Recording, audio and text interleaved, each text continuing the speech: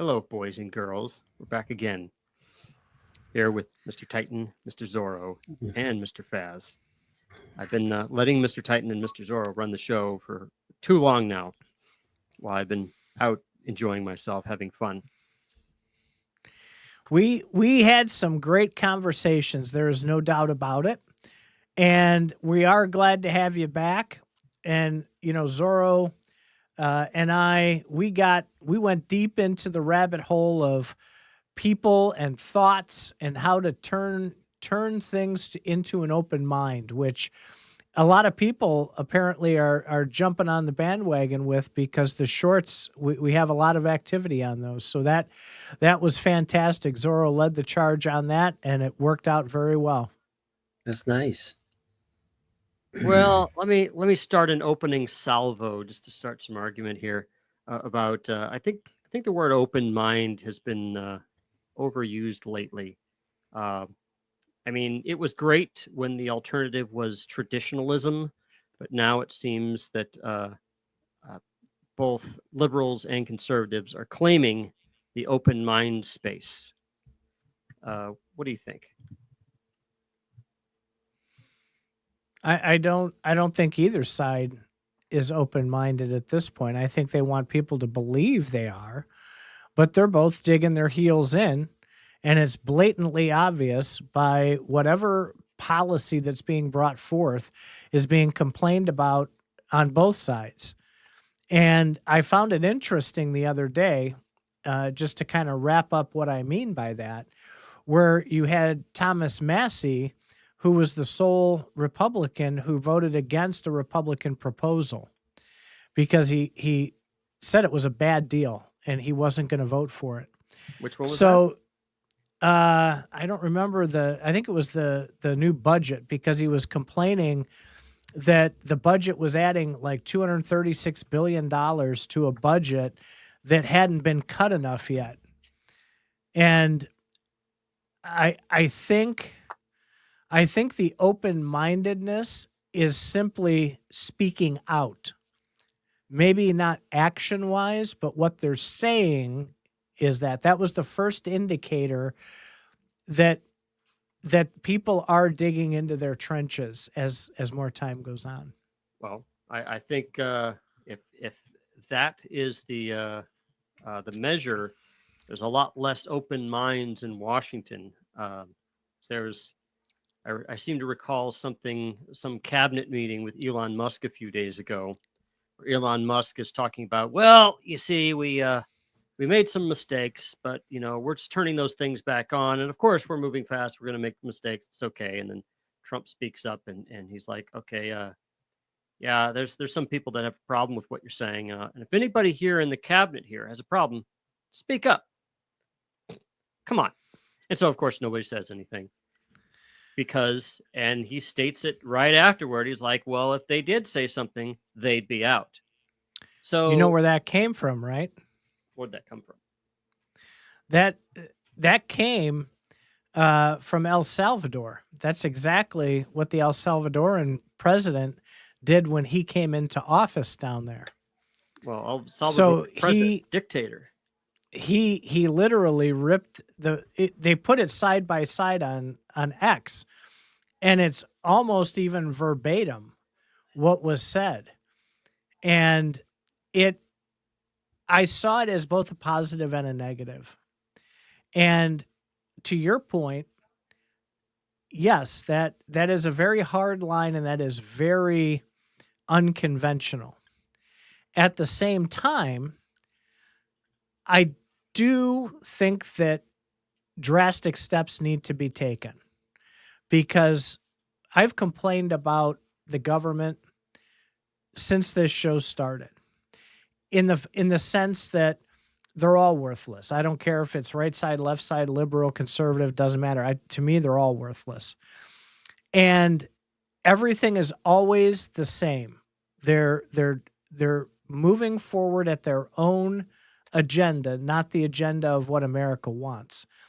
And now we're to that point to where you have someone who's going in there and pulled out the baseball bat, slammed it on the table, and is saying, enough's enough. We're not doing it the way we've been doing it for the past 20 years.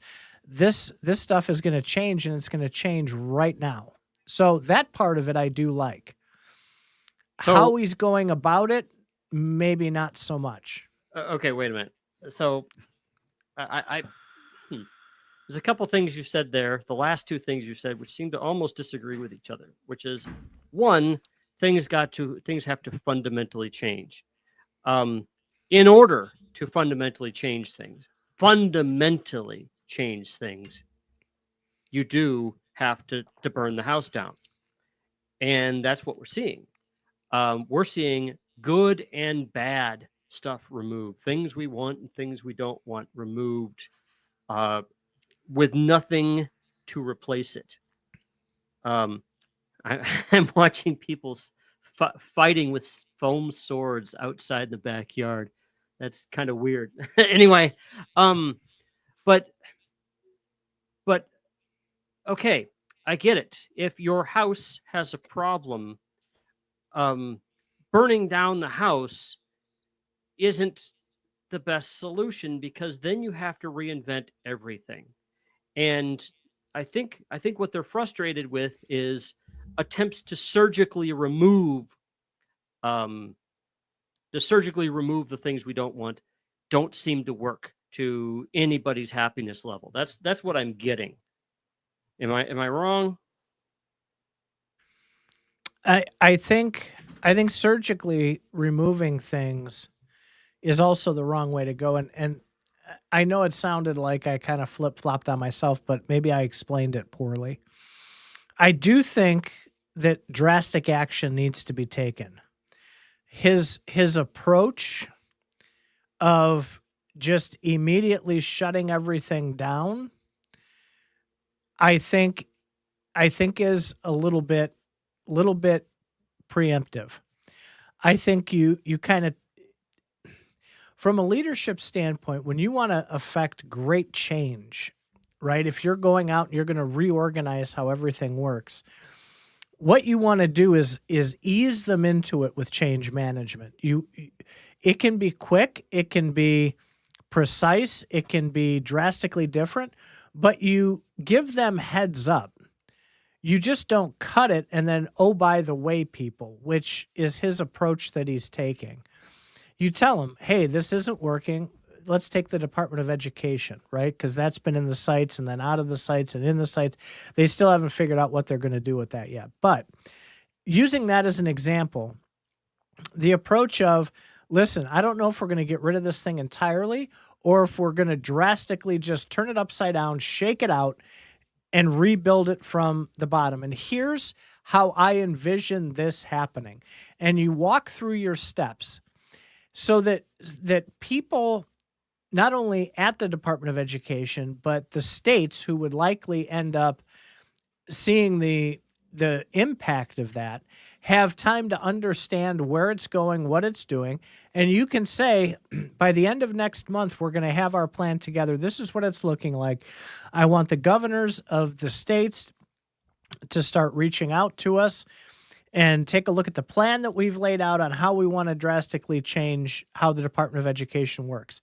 To me, that would be a better approach than what they've been doing, which seems to be, you know what, we shut it all down and we're going to start all over again. No, I don't have any details right now, but here's how this is going to go. Well, that's the easiest. And see, this is the scary thing about it is, my 2 cents is, if you're a manager and you're not very good, you're not going to have the ability to surgically get in there and remove things. But if you go and you torch the whole damn house, you burn the whole thing down, then anything you build is better than what you've replaced. And that's, I don't see a lot of management skill here. And, people like to say, well, this is what Elon did with Twitter, and look how Twitter's doing. Twitter's not doing. Twitter is a shadow of its former self. It's making a whole lot less money. It's no longer on the stock market. It's been privatized, and it's been hidden away. And the income that they're showing on what they do report isn't anywhere near what they had before. They don't have the same kind of advertisers. And what's worse is they've gone all one direction. They're not everything. They're much more conservative, you know, they're much more conservative espousing, to the point where Elon Musk's tweets are blasted at everybody, no matter what he does, it's going to be on your feed. Whatever you do, it's on your feed. I disagree with you there. That is And that Elon's tweets are on your feed no matter what. no, I disagree that it has become one-sided to the right. And here's why. The left and all of the blue hairs and liberals left because they don't like free speech. So just because they left doesn't mean that the house is burning down over there or that it's slanted one way or another. They don't like it there, and they don't participate anymore. There's a big difference. You know that Elon has banned people for espousing their free speech as well, right? Say Elon's fine with free speech unless it applies to people talking about him. If you were to start going Elon bashing on Twitter, all of a sudden you'd find yourself just not on Twitter anymore. Especially if you had a following. Now, I'm sure if me or you did it, we're nobodies. But if you had a sizable following,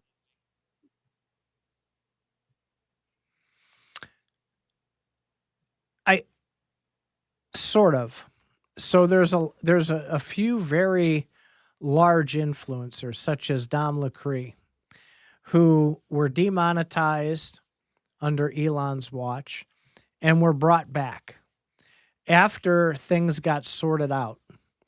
And it's kind of like, think of it as the Discord for FazRadio.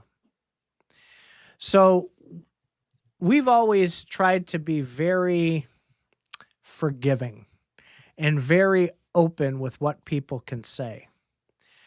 But when you get to a certain line, you cross that line, you go, you know what? It's time to cool off a little bit, because you're allowed to have your free speech. It's not about free speech.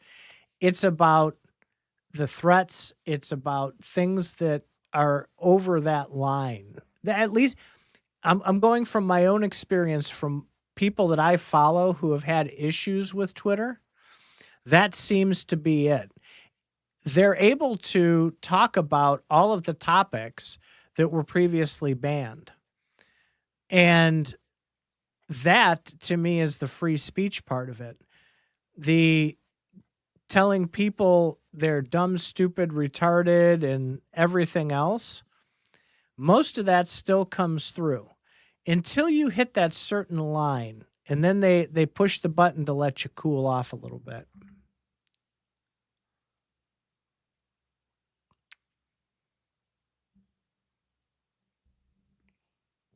You're muted. So Elon has banned journalists from Twitter. This is what I'm talking about. I'm not talking about miscreants who are saying dangerous and rude and terrible things. Now, okay, I get what you're saying. You're comparing Twitter to our FazRadio Discord, where we have a certain audience that we are curating. We want certain people on our Discord. Twitter, historically, originally, was a place for everyone. But what has slowly happened over a number of years is it's become for certain people. And certain people have been rewarded. And of course, yeah, when you run, when you have a number of things on your platform that definitely appear to be wrong or biased or slanted or whatever, people are going to leave. And yeah, a lot of liberals have left Twitter. They've gone to Blue Sky, which, funnily enough, espouses the same ideals that Twitter did originally. Unless Elon or somebody else goes and buys that and makes it their mouthpiece as well. Anyway, what I'm seeing is a lot less open-mindedness going on and a lot more camps developing. It's, it's nice that we had a period of time where anybody could say something on Twitter, but no more. Now we have Twitter, and of course, for those, remember, there are people on the right who left Twitter too. They formed Truth Social. They left before the liberals left, and of course, liberals left the Truth Social. Donald Trump got banned from Twitter. He left, and he got banned from Twitter, by the way, by saying dangerous things and saying so many falsehoods that you just couldn't keep up. Now, of course, he's back. He's back because Twitter is open-minded. But now the liberals leave. Well, you have True Social, you have Blue Sky, and you have Twitter. Twitter is now having a hard time distinguishing itself as anything other than a conservative mouthpiece at this point. There are some liberals left on Twitter, but I've noticed it's a significantly slanted audience these days. So yeah, if Twitter wants to be like the FazRadio Discord and curate the type of people they want on it, fine. I think they've made that clear. They're not open. They're not a public square. And if you're talking about freedom of speech, remember, freedom of speech does not apply to somebody who is using company assets or in a company platform. Free speech is designed for you to be in a public square and not get arrested. It's not going to protect you from having people criticize you or yell at you or whatever. It's going to prevent you from getting arrested. But I'm seeing kind of an era of private companies coming up and starting to really muzzle down what they considered free speech. What's that? In the name of free speech, facts seem to have gone out the door. If you go to Facebook these days, Facebook has stopped moderating. It's kind of funny that X is moderating more and Facebook is moderating less. And Facebook, you can say anything you want now, and Facebook used to say, "Hey, that's not true," whatever. Not anymore. They're all for anybody saying the most wrong things that they can. So there's an interesting disparity going on right now. I don't want to start an argument with you, but we've talked about this so many times on this show and in Discord. Facts are subjective. Facts are not facts, because you can take anything, just about anything out there, and form two sides that are both right, and they're completely opposite. And it also depends on the source of that fact checking. So it is still extraordinarily subjective. Evidence is extraordinarily subjective. And that is one of the big reasons that the word misinformation is now so diluted that nobody even pays attention to it anymore. That's not true. So when you say facts are subjective, I'm taking the angle that you're saying all facts are subjective, correct? I wouldn't say all facts. I would say a vast majority of facts, what people consider to be facts. Okay, so And you're saying, there's right? context behind it as So you're well. saying things like the FazRadio logo here has this the FazPolitics logo. If you look in above Titan's head, you'll see it has a red swoop on below a what appears to be a stylized microphone made with white and blue in there. It's supposed to be red, white, and blue. Now you could say that's subjective depending upon which light you're looking at the color in. If you're on planet Mars, the red's going to wash out, the blue's going to look black because the lighting is different. In that sense, that fact is subjective. Social facts, I think you're really saying that social facts are subjective, in that if I say something's good or I say something's bad, it really depends upon the context. I don't think there's a problem there. I think the problem that people are having is that the world used to be one way, and now the world is being another way, and it's running counter to what a lot of people want or expect. You can drive your car on the road and go 75 miles an hour if you want, an asphalt road, or you can drive it on gravel and maybe not get going that fast. And you could say, well, this car's top speed is whatever on asphalt. Well, the same thing goes with any political fact. But political facts are worse. You can just say anything. You can say white is black, red is green, uh, asphalt is rocks, and that's what you meant all along. In fact, people frequently say that in political circles after they've been challenged, not before. So they'll get you with one fact going in, which is I think this way or this is going to happen, and then when something totally different happens, they simply just change their meaning and they say, "Well, I never meant that." Well, they want it. That's people who want it both ways, and politicians want it both ways.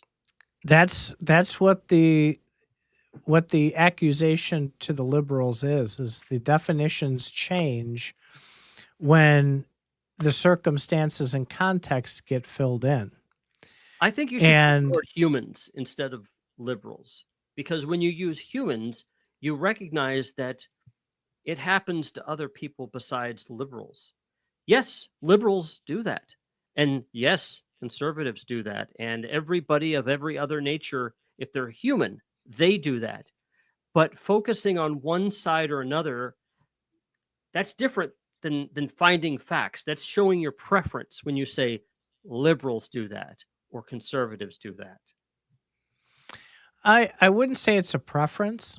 What I would say is that I have far more issues with the way that liberals present themselves than I do conservatives. You just expressed a preference right after saying that you don't think it's a preference. It's not. I don't Am I automatically. wrong, Mr. Zorro here? Did you catch that?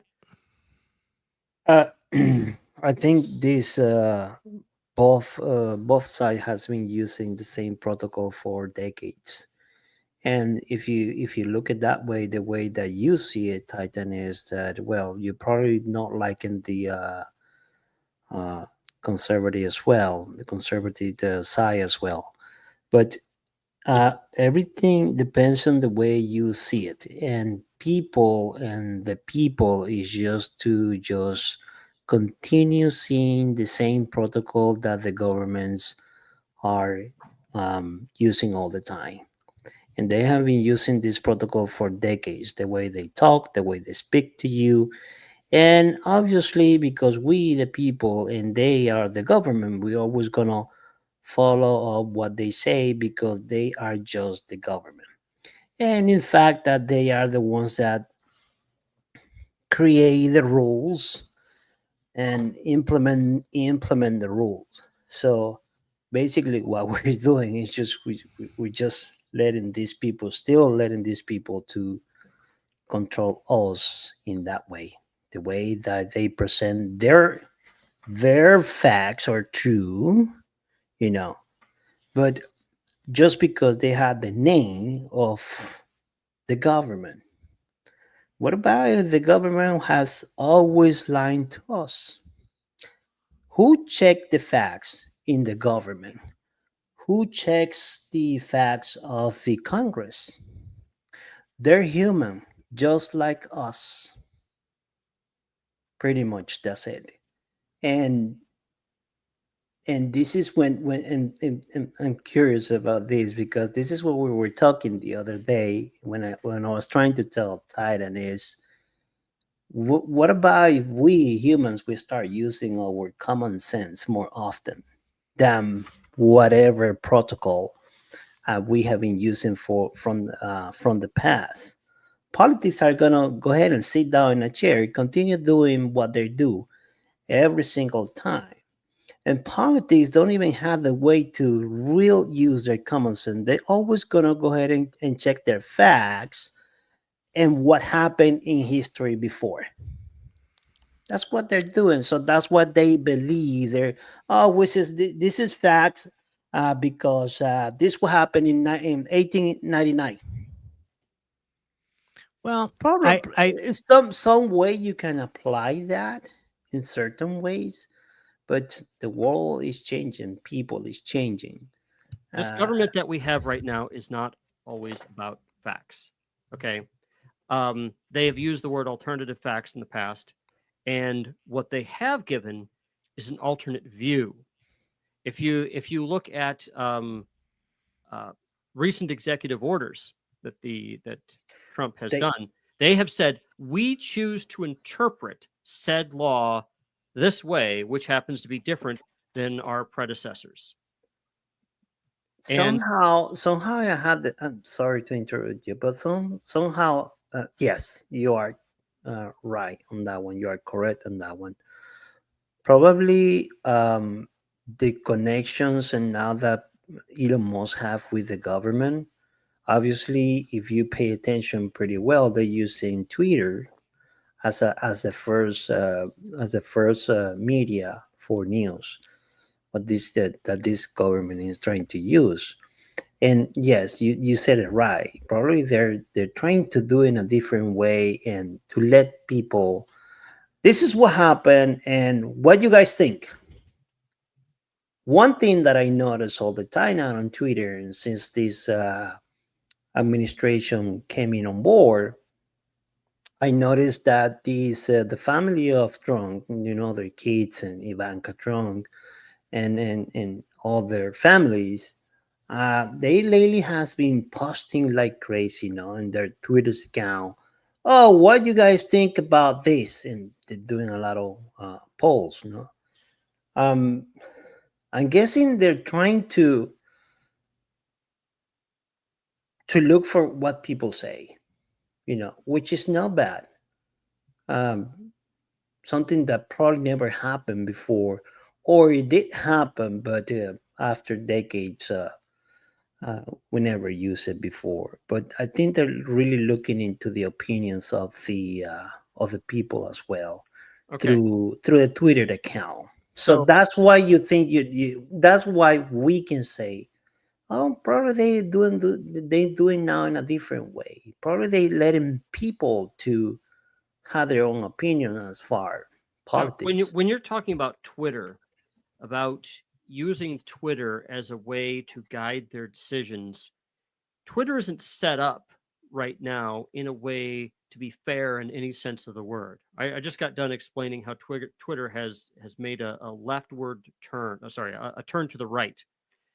And so if you were to ask the mob on Twitter, you would get the most vocal people that would have responses.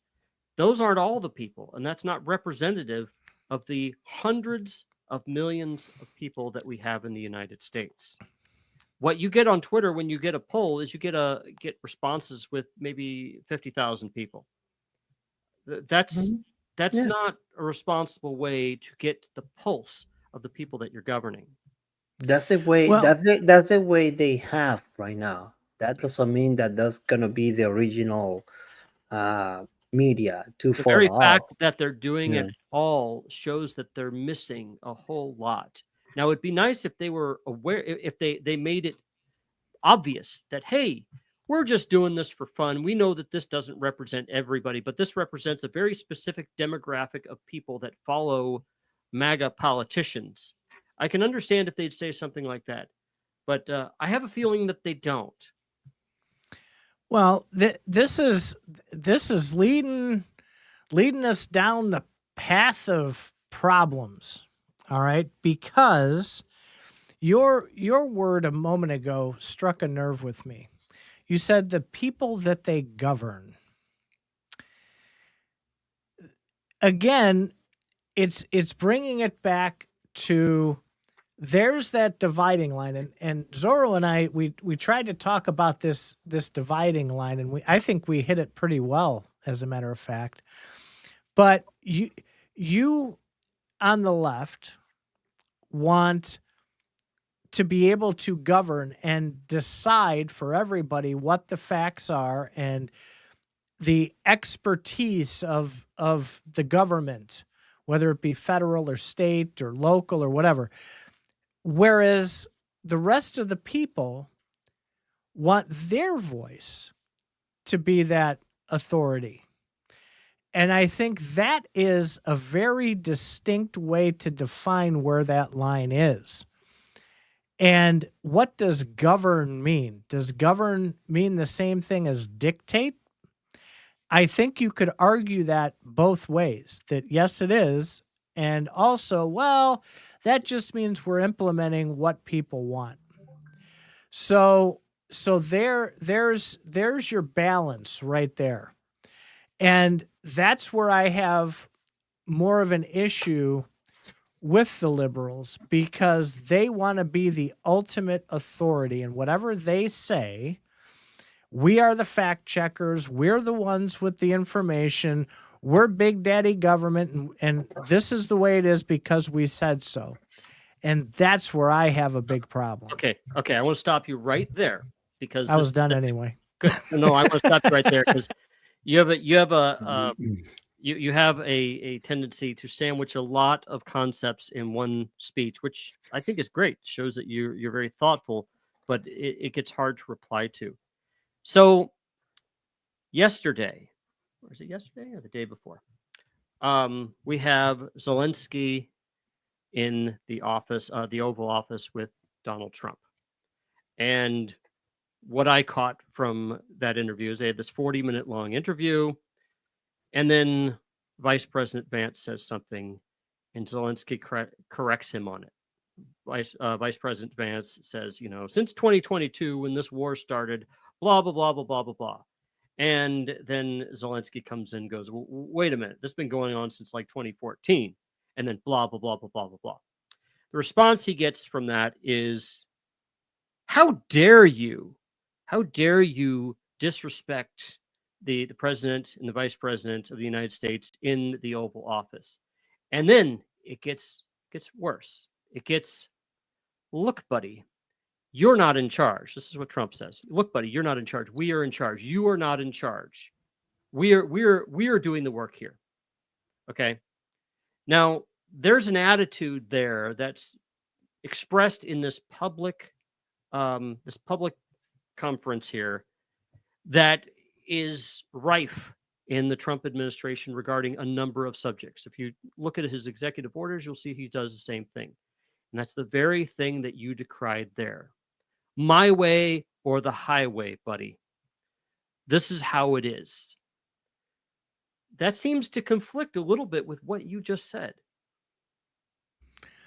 We're talking about two different things. We're talking about policy and governance, or we're talking about somebody's preference on how World War III is about to start.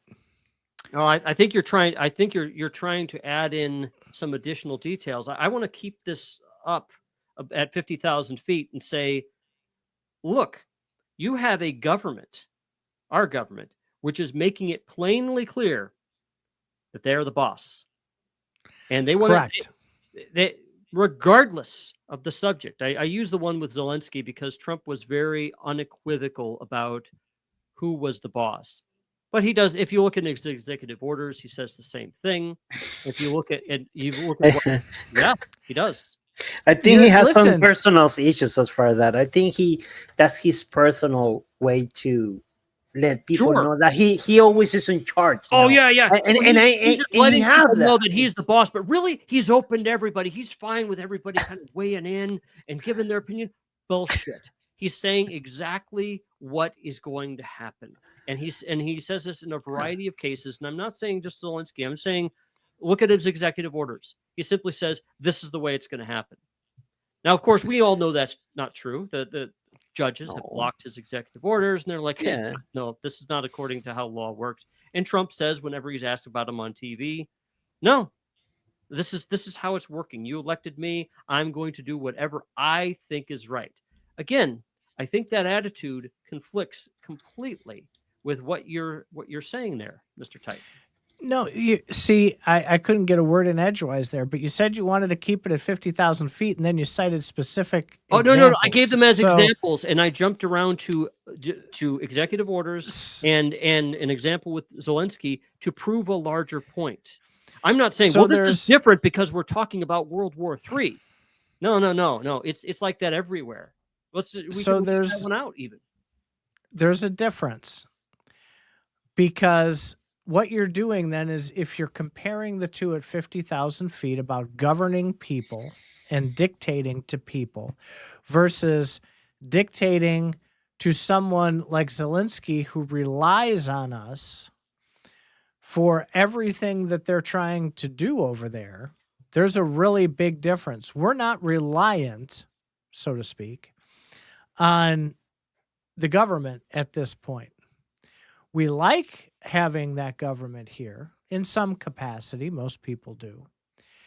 But the person who has taken trillions of dollars comes in to the Oval Office and tries to tell the person who at that point is in charge, regardless, I'm talking about Biden and Trump here, tries to tell the person who has given them those trillions of dollars and the weapons and everything else, trying to dictate to them how things are going to work, versus the people of America saying, hey, we're sick and tired of these policies and we're trusting you to fix that problem. You told us in your candidacy that you were going to do X, Y, and Z. Now you're doing it by dictatorship or however he does it. There's a really, really big difference between Zelensky and the American people. That's what I'm trying to put across here. That point sounds a bit muddled there, because it sounds like you're talking about how Zelensky's governing at the same time, how he is apparently not respecting people that he's requesting money from. That doesn't seem like a complete rebuttal. It seems like a little bit of word salad there. No. He at this point is reliant on the rest of the world. The United States was dumb enough to give him way more than any other entity has given him. So I'm not making a point. I'm not making a point of Zelensky's negotiation style. It almost doesn't matter. So what? Yeah, he's trying to get as much as he can get, and if he does things in ways that they don't like, fine.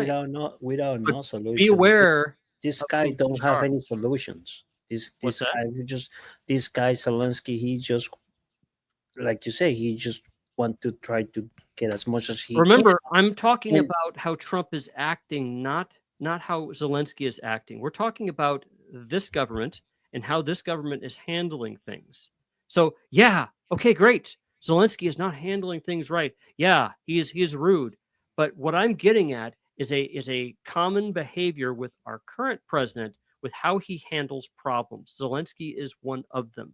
And I'm saying he's telling you my way or the highway. He's not asking your opinion. No matter how many Twitter polls he asks for. And remember, Twitter is a very receptive audience.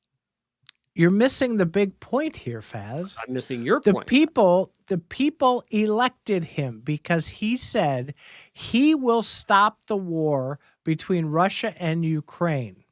Mm-hmm. People voted for him, a large part of it, to stop that. So you're going after. He's doing what he can to end that war. You're going after the example, and I think you're missing the narrative here, which is, do we live in a country in which we have a strong-armed dictator that's over us? Remember, these people are burning down the house in order to reset things to ways that they like.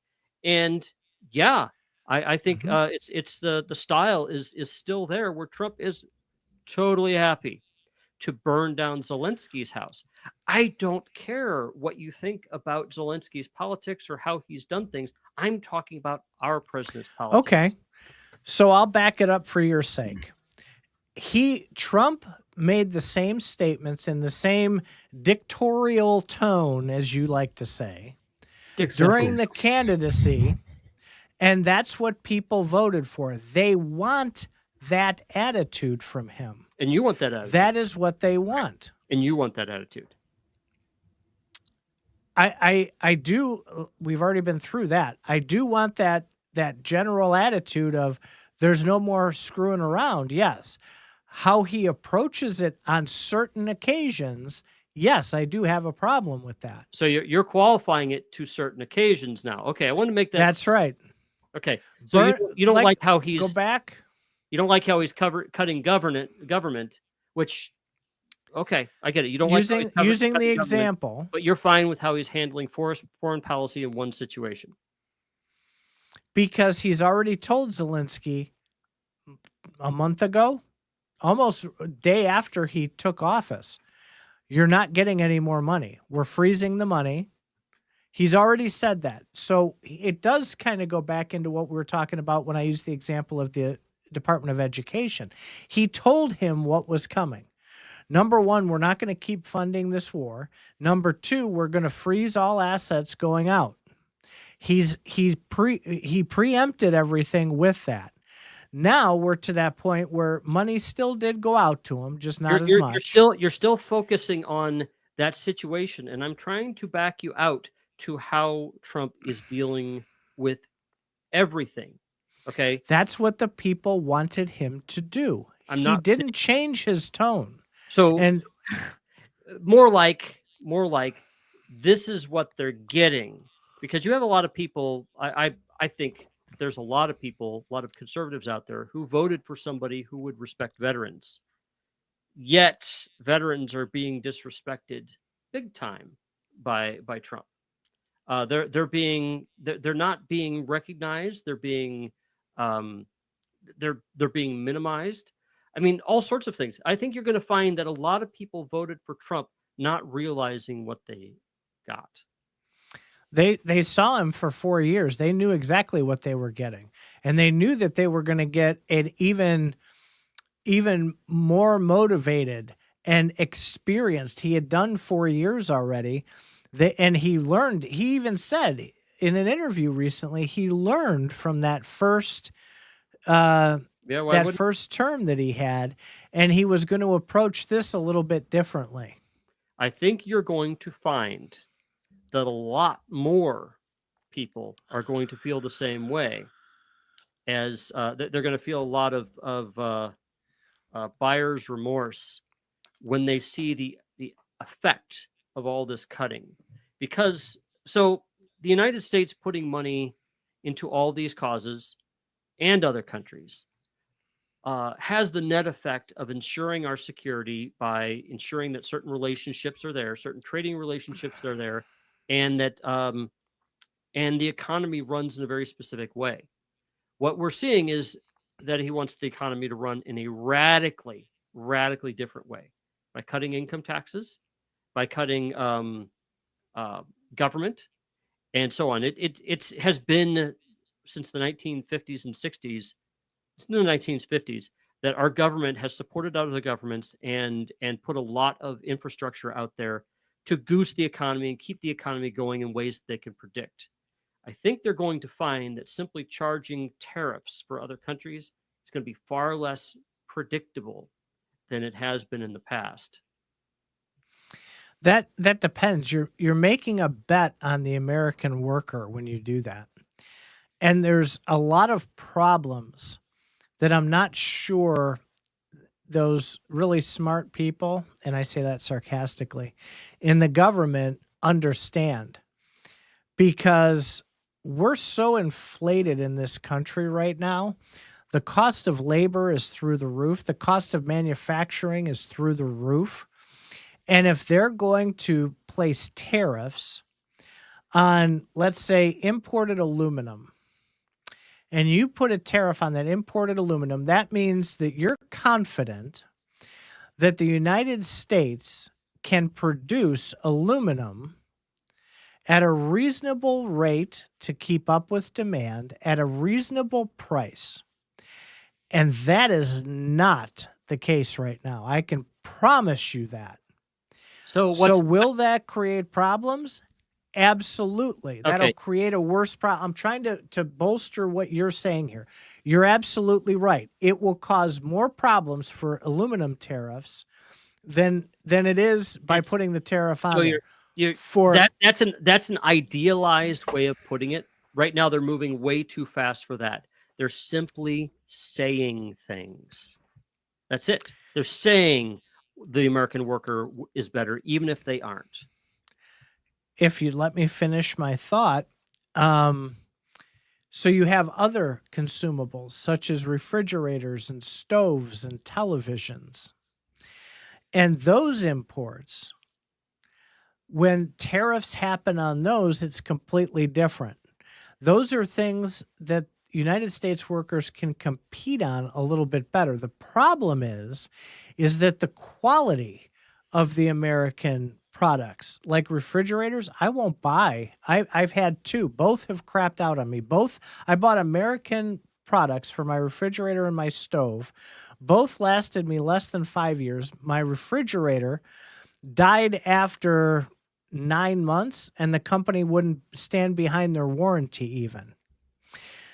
Whereas my mother, my cousin, all of them have had foreign imported refrigerators, washers, dryers, everything else, and cars.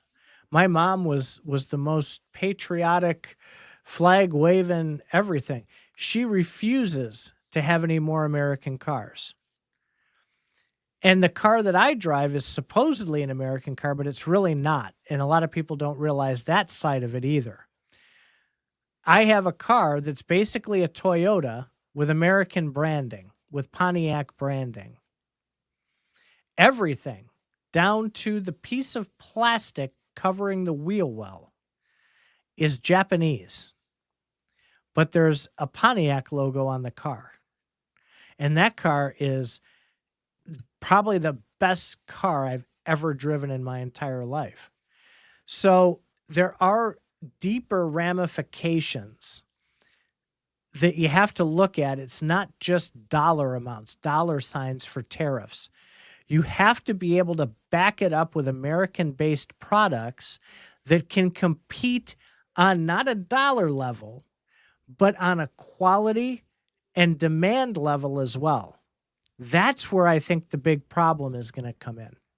And I appreciate you letting me go on my diatribe to finish my thought. So it sounds like you actually agree. In a sense, yes, I do for the most part. I think just slapping tariffs willy-nilly is a stupid way to do things. Yes. Yeah, so we were in agreement before you started speaking, because you went on and illuminated a different side of what I was saying. I was talking about there's no management skill involved in burning down a house. There's no management involved in just saying, we're the boss, you're going to do as I say. And there's no management involved, in my opinion, with tariffs. Tariffs, to me, are a way to generate fear from other countries. So I'm seeing and I think you're helping to make my point that I was making earlier with Zelensky. I'm seeing fear tactics instead of management skills.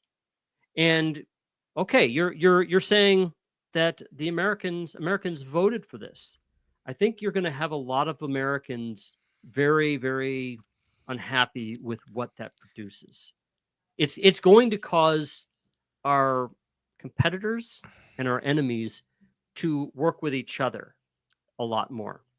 After Zelensky was kicked out of the White House, Europe, the chairman of the EU, or was it Britain, said, it was Starmer of the UK. Starmer of the UK is like, okay, we're going to help him out, because they've realized it still needs to happen. And what Trump has effectively done is he's gotten other people over there to go, okay, this is so important, we're going to have to do it. Maybe that's what he was after all this time, which is the United States not solving that problem, but other people solving it.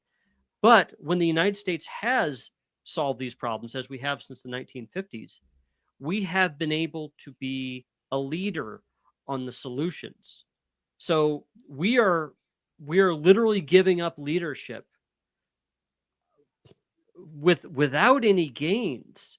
When you're a leader, you can get other countries to do what you want a lot easier, even when they don't want to. They just find that it's easier. But if you're just going to work through fear, that works until they're not scared of you anymore.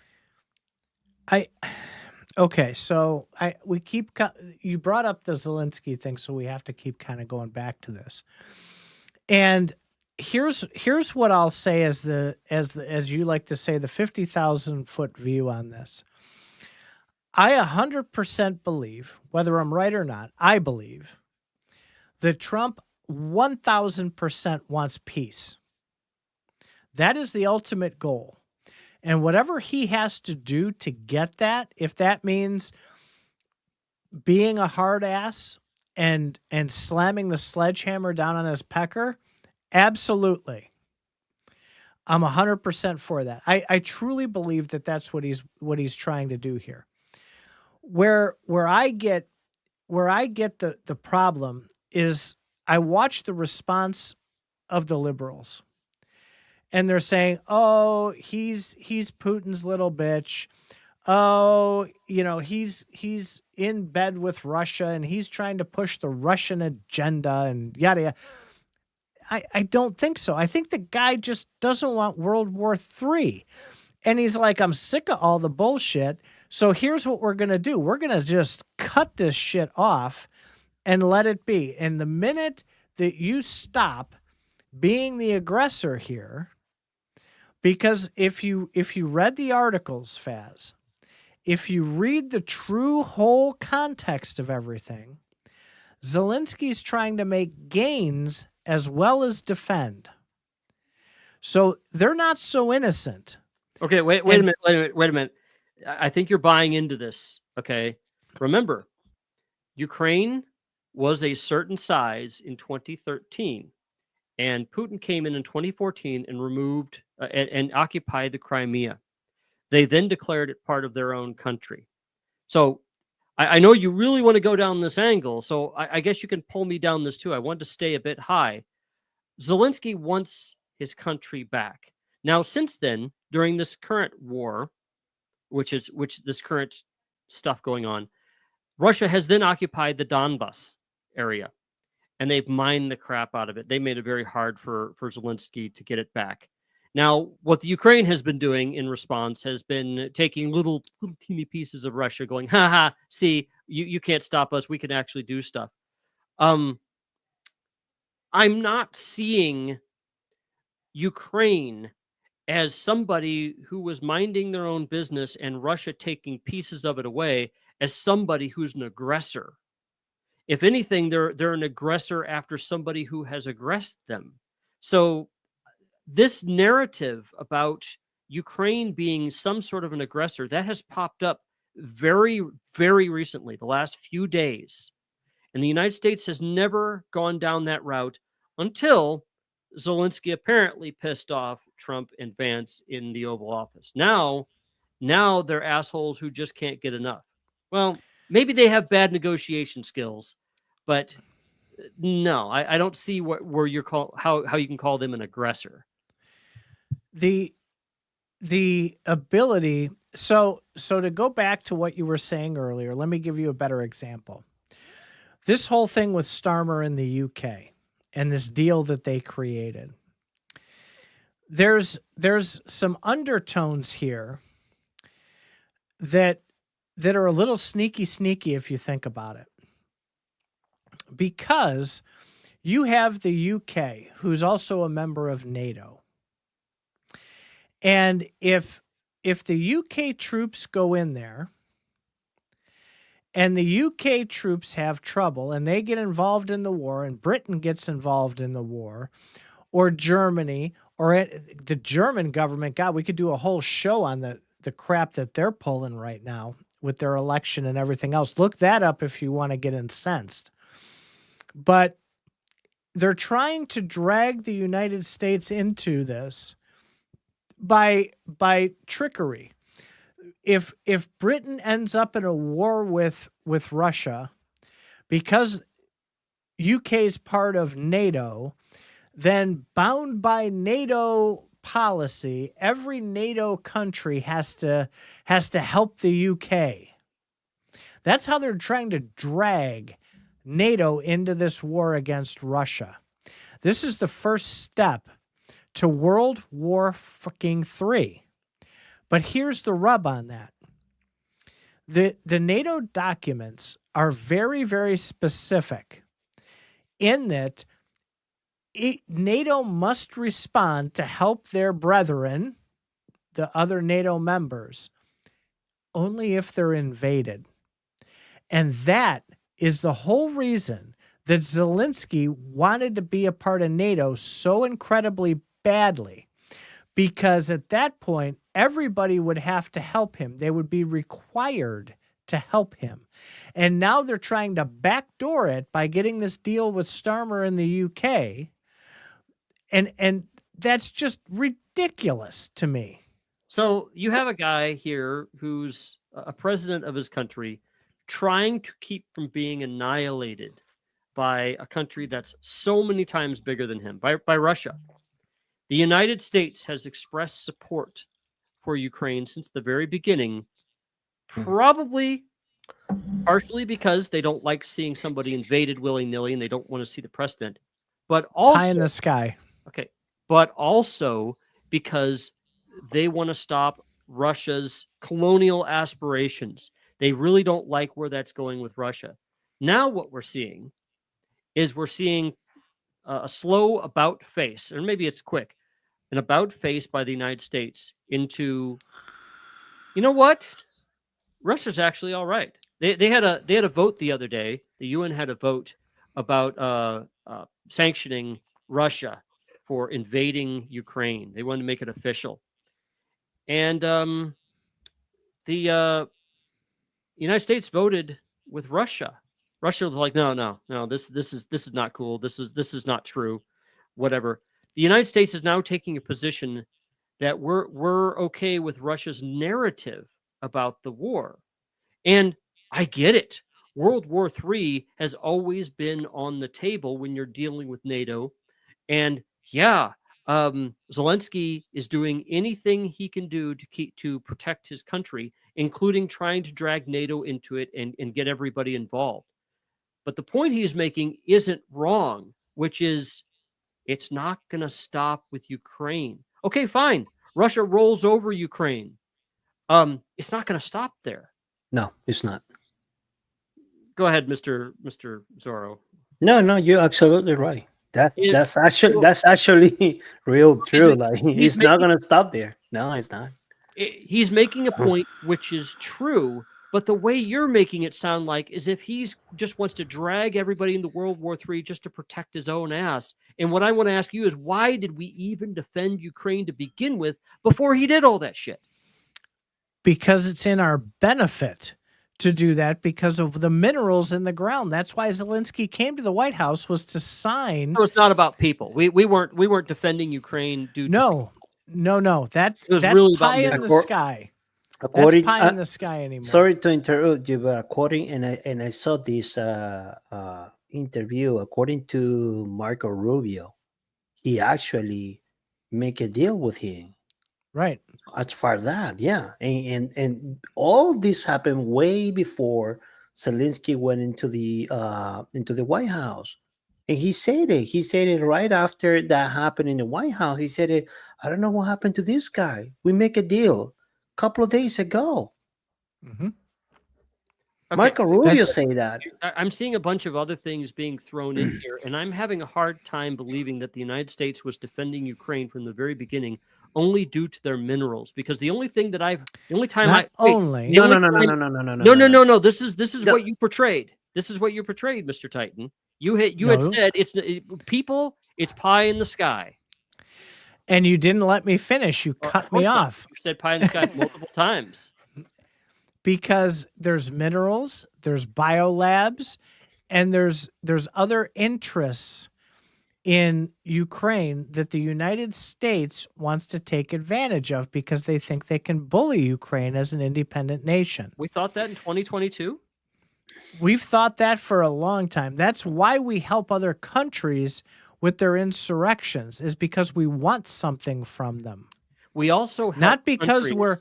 we're just such good people and we want to help them be independent. We also help Independent countries. doesn't help us. Yeah. Okay. Strategic interests. Great. But we're severing all that. we're pulling out of that. We're becoming a lot more isolationist now. So yeah, we're if we're not doing pie in the sky, we're not doing the strategic stuff either. We're getting completely out of that business. We're becoming isolationist.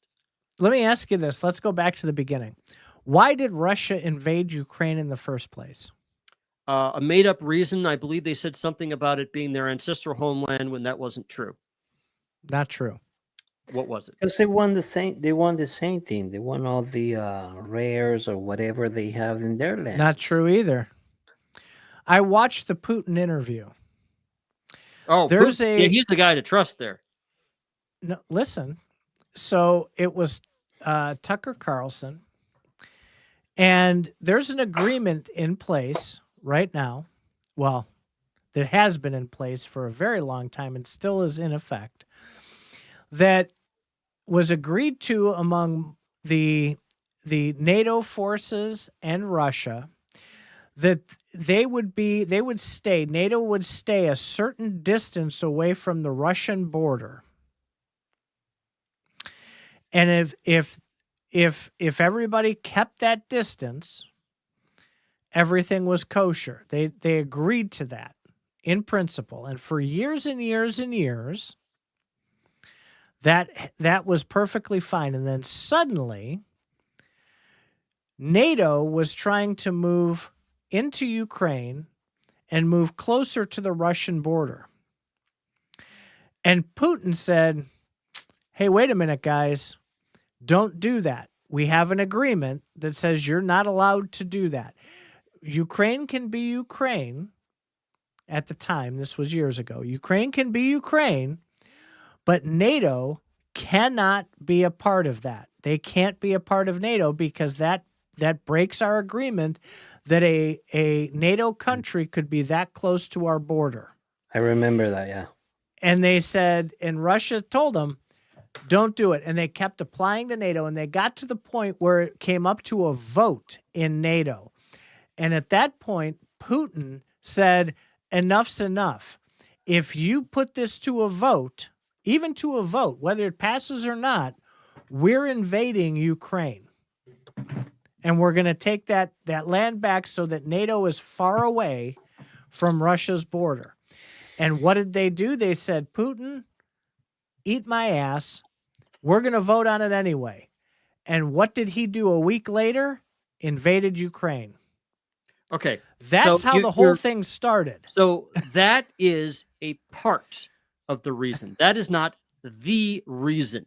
The main reason. There were a number of reasons given at the time as to why it happened. Some were the Ukraine's secure, NATO desires. Another one was the fact that they were moving away from Russian influence. Another one was that they, Putin doesn't see Ukraine as a sovereign state. Okay, Ukraine used to be part of Russia. Okay, and after Putin, in fact, a number of republics of Russia moved away from the USSR, and since Putin got in, he's been trying to kind of pull them back in. Now he hasn't been annexing them as much as winning them over. Like Belarus, that's totally under Russian influence now. Kazakhstan and all those other countries, very similar. But the Ukraine wasn't. It was moving away from that. And so, yes, you do have a point, but that is not the point. Putin wanted much more than just, oh my God, NATO. And then you're making this, this brinksmanship that apparently they've been playing as if some sort of an excuse why Ukraine should have gotten its ass kicked. No, the whole point is Russia wanted that land. Period. Yes. They came up with reasons afterward. Some were legit, and most were not. And as a result, you have a lot of people dying. Yeah, and I'm sure the their resources were in there too. Another resource that Ukraine, we forget that Ukraine was doing, was Ukraine was the breadbasket of Europe. They were shipping wheat to everybody in the area. They were getting so much money, and Russia's makes its money by being a global gas station. They sell oil to people. And Russia wanted to be able to have that economic stuff. So yeah, you're right about the rare earth stuff. But what was more important than the rare earth stuff was the fact that they were the breadbasket of Europe. Now they still are. They're making a lot of money, but of course they have to deal with all these fields are getting lots of toxic substances put in them and stuff through the war, and that's really degrading things. But it was a mix of ambition and security, revisionism, and just plain stupidity in the place of Putin. And what we are doing now, what we did at first, is we were stopping it because it was strategically bad for us, and there was humans being killed, lots of humans being killed, and so on. And now we're switching. We're agreeing with Russia now. We're saying, whatever you did, that's okay now. And I think the United States is going to back away a lot because Trump didn't get what he wanted. He was insulted in his own office. He was insulted the previous day by Macron, by the way, who corrected Trump in the Oval Office as well. That's probably why they got so pissed at Zelensky, is because Zelensky corrected them too. After the first one, Trump probably said, "Don't ever let that happen again." Do you remember the Macron thing? Yeah, I do. And that was comical. I had a good laugh on that one.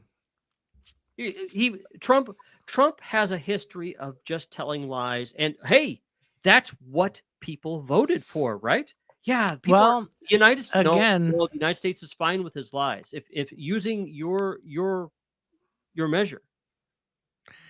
No, we're talking about perspective again, and we can take that comparison back to the hospital argument that we've had 50,000 times already, so we don't need to hash bring into that it up all the time because you lost. Well, because no, it's the perfect example because there's facts there. There is black and white facts there, but you interpret them one way and I interpret them a different way. We're both right and we're both wrong. And I don't think Trump lies. I think that it's the same instance as the hospital that we argue about. They just have different perspectives on what the analysis of the evidence says. So using that argument, you can come up with any evidence. This is why I speak so loudly about standards. When you have a standard, people can agree, okay, this is a good ruler to use. And you can use another ruler, but if everybody's on board with a standard way of doing things, then it's easier to tell when something's right or wrong. If you want to go completely off the ruler and invent a new ruler on the fly, which is what's going on with Trump's administration, yeah, you can be right all you want, but nobody's going to really agree with that.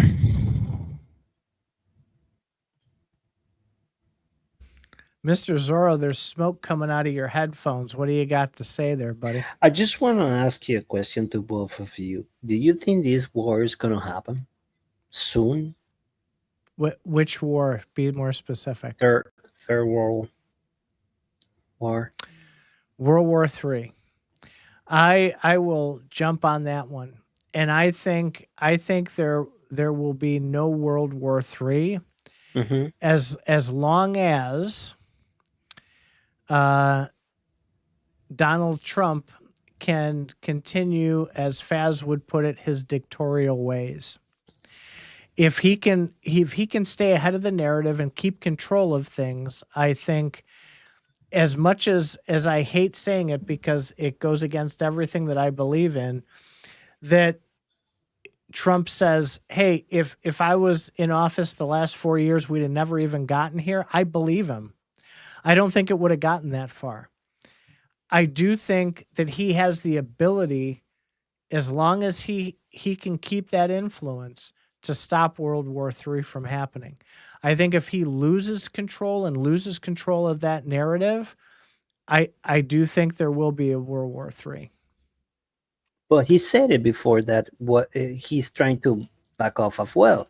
And if he does that, he's just going to let them do whatever they need to do. He's going to take the major support away, which will naturally allow Russia to overpower Ukraine. They have nothing left. I don't see that. There's and going to I be don't think there's going to be a way to get out of that. the United States ending support of Ukraine is just going to cause a vacuum that will cause other people to jump in.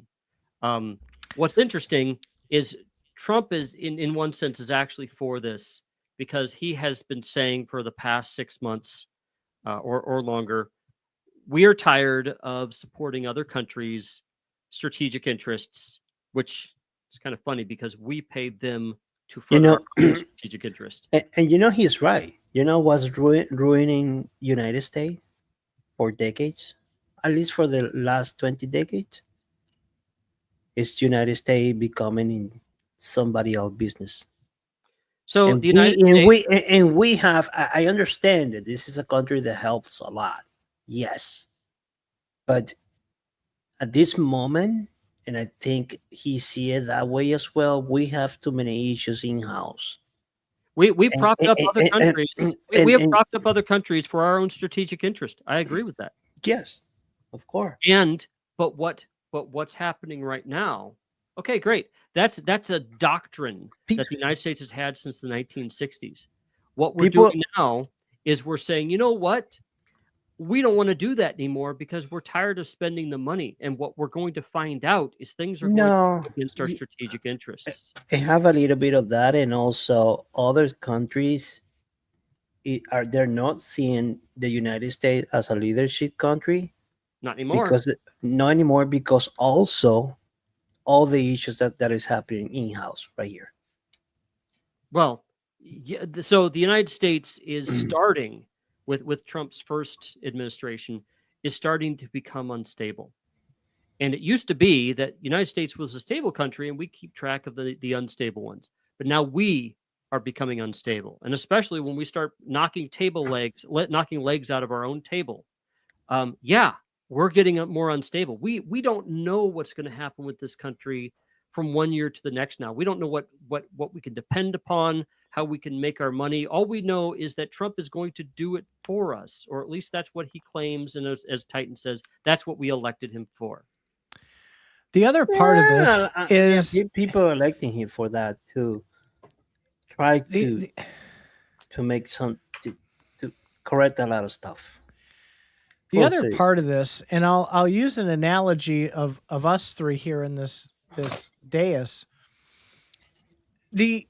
I understand why Trump is pissed about this mineral deal falling through, because all these other countries that are giving Ukraine and Zelensky money are asking for and have received a contract for mineral rights and for payback of what those countries are spending in the Ukraine war, but doesn't expect the United States to want the same thing. That would be like if I went to Zorro and I said, Zorro, listen, I think that SHX token is going to go to the moon.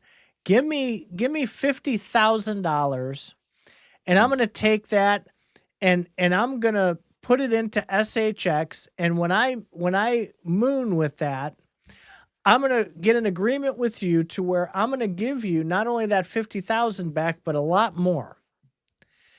And then on the same day, I turn over and I go, Mr. Faz, I think SHX is going to go to the moon. I need you to give me $100,000, and I'm going to put it in there, and I'm going to make my money. And you're going to get to watch me make that money and have a great time with it. How does that sound?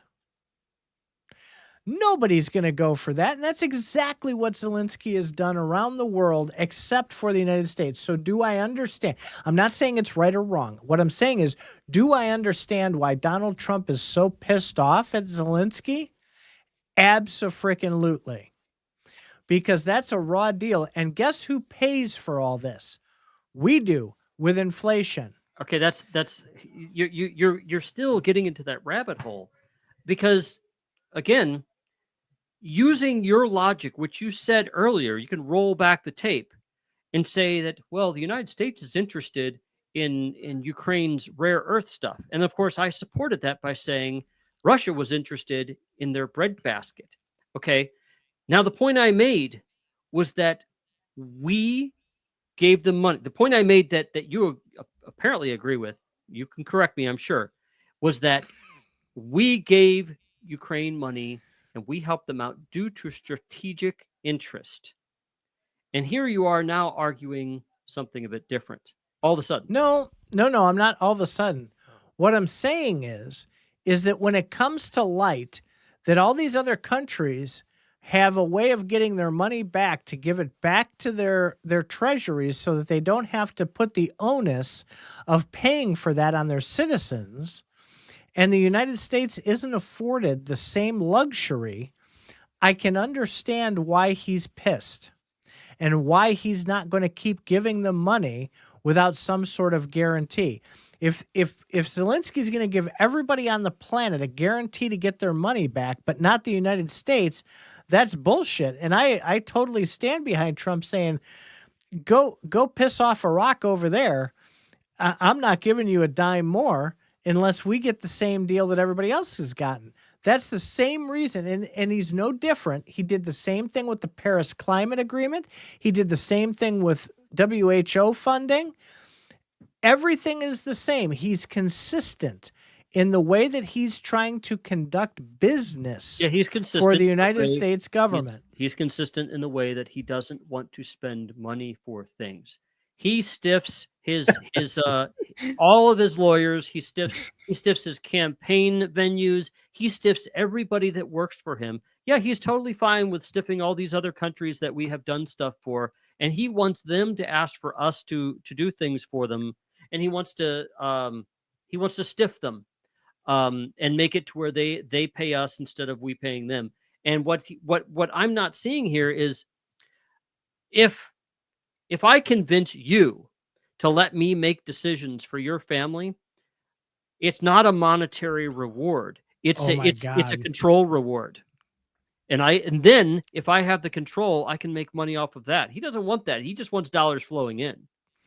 He's trying to protect the U.S. against being robbed by foreign countries. He's tired of it. He's done with it. And to me, I'm very proud of that. We've been doing business. You're missing how we were doing business since the 1960s. We weren't doing direct payments. We were doing a lot of indirect strategic things.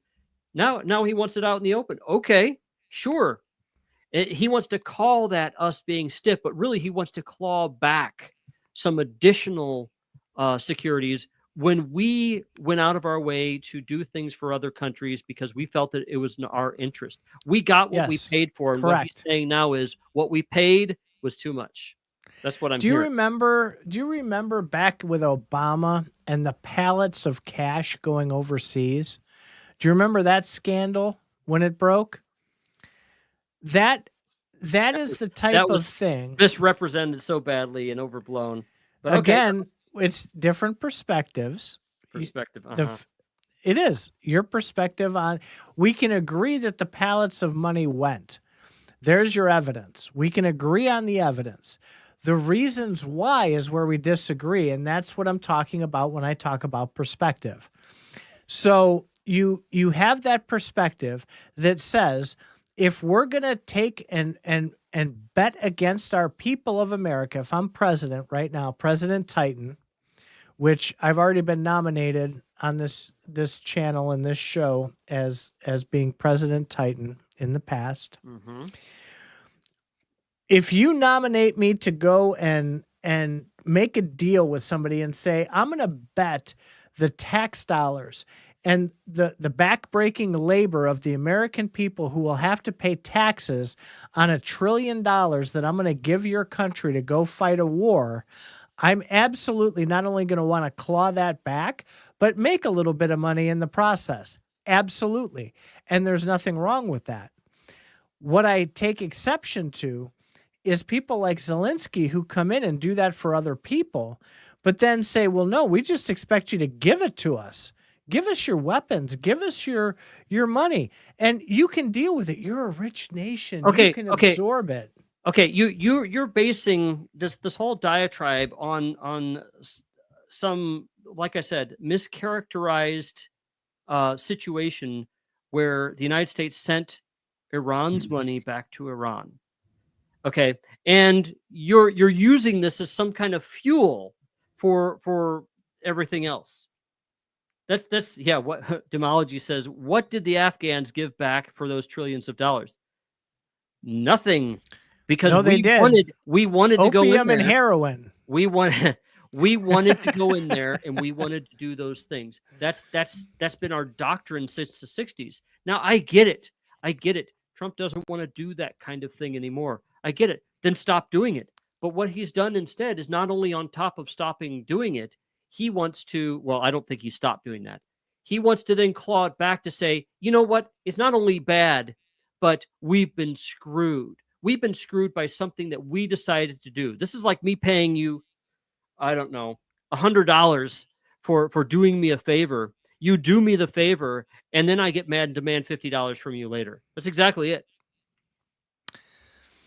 But it's going forward. He's not trying to claw back what we've already gotten that I'm aware of. That's what he's saying. That's what this whole rare earth thing with Ukraine is about. If you look at the deal that they had hammered out with Zelensky but did not go through with, was that we would get 50% of all the money that came from rare earth stuff, so that we would be paid back a certain amount of money.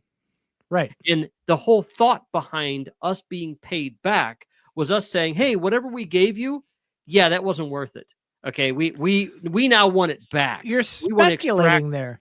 No, I'm not speculating. That's exactly what it is. We've given you X amount of dollars to help you.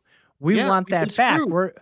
We want it back. We never asked for it back. That was never part of the plan. The very fact that they were secure in a bulwark against Russia was our repayment.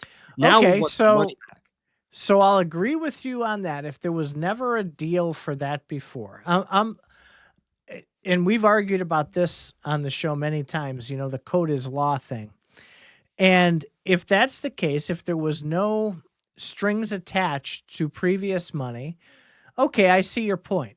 And I'll grant you the point that that's probably wrong then. However, I know from what I've read now that going forward, at least, we're not going to give you any money unless it's secured. Yeah. So that I agree with. Now, again, I haven't seen anything that says we want to claw back all this stuff. And if that's the case, and it was supposed to be a gift before, well, okay, that's an admirable thing to do, but it's probably not the right thing to do. That would be like, giving somebody a loan or giving somebody money and then calling it a loan 2 years later. Okay, this was not a gift situation. This was a fucking proxy war situation. This is we are literally in a proxy war, have been literally in a proxy war with Russia using the Ukraine as the middle, and we're pouring money and troops in. They're pouring money and troops in. It's not as blatant as the Vietnam War, but the point is we're spending that money because we wanted to, and now Trump is trying to recharacterize that as, you know what? We were just helping you. It was just all about we just loved you, and now you're not paying us back. This was always a loan. That's what Macron corrected Trump about, saying, no, it was not a loan. We gave it to them. That's fine. What I want to make clear.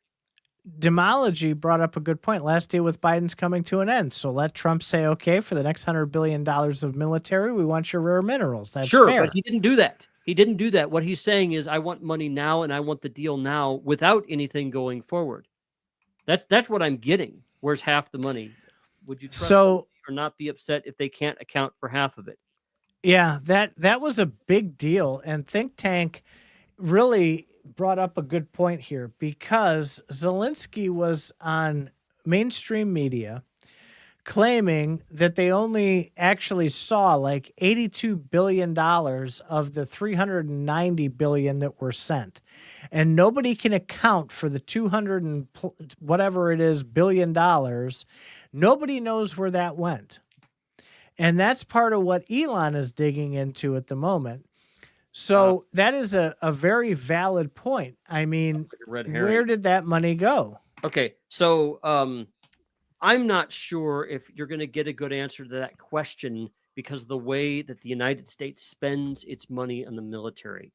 What we do is we have a black budget, and we do all sorts of tricks. We trick ourselves with our own money far more than anyone else. And if Zelensky has a point in that fact that we didn't pay them a certain amount of money, yeah, I'd like to know where it went to. And I have a feeling it went into other military projects. I don't think the black budget is as big as you think it is for Ukraine. The black budget is an extraordinary amount of money, yes, but it is kind of a drop in the bucket when compared to what is publicly shown.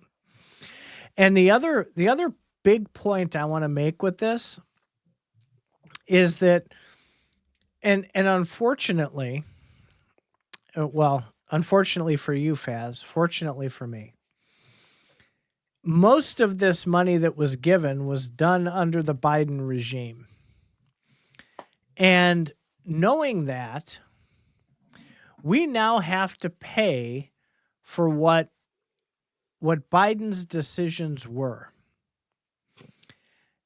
Like it, love it, hate it, whatever. And Trump's we're on the realize we're that on, Trump negotiated a ceasefire with Ukraine that was broken, and Trump doesn't seem to have a problem with the fact that it was broken.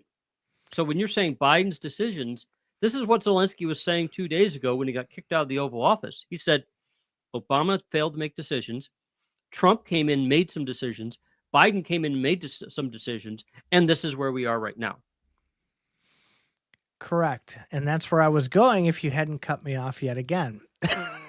I'm glad you're agreeing with me. We are so much agreement today, and I'm just interrupting you.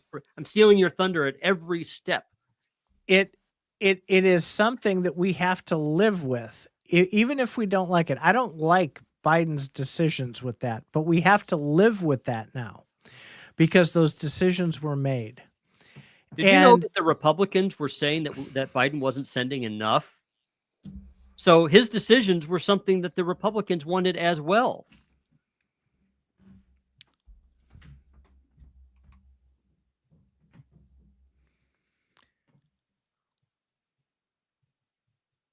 That's where we're looking, Demology, and that's why I am pro Doge and pro Elon, because these are the claims, and I will give Faz a little bit of love here, even though I don't want to, because he's really aggravating me for cutting me off 700 times during this cast.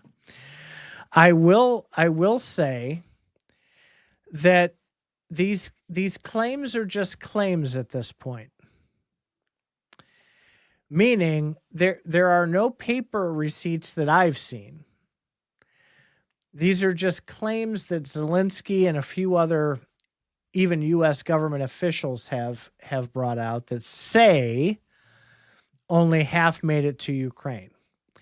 If the receipts do show when they track it down, and that's why I want Doge to keep digging, if the receipts show that that is indeed the case, I absolutely want to know where that money went as well. Because they are going to be taxing the shit out of us in order to make up for that. So I am in total agreement there that Demology, you are onto something, but remember, and I hate sounding like Faz, goddammit, but they're claims right now. There is no proof right yet, only claims.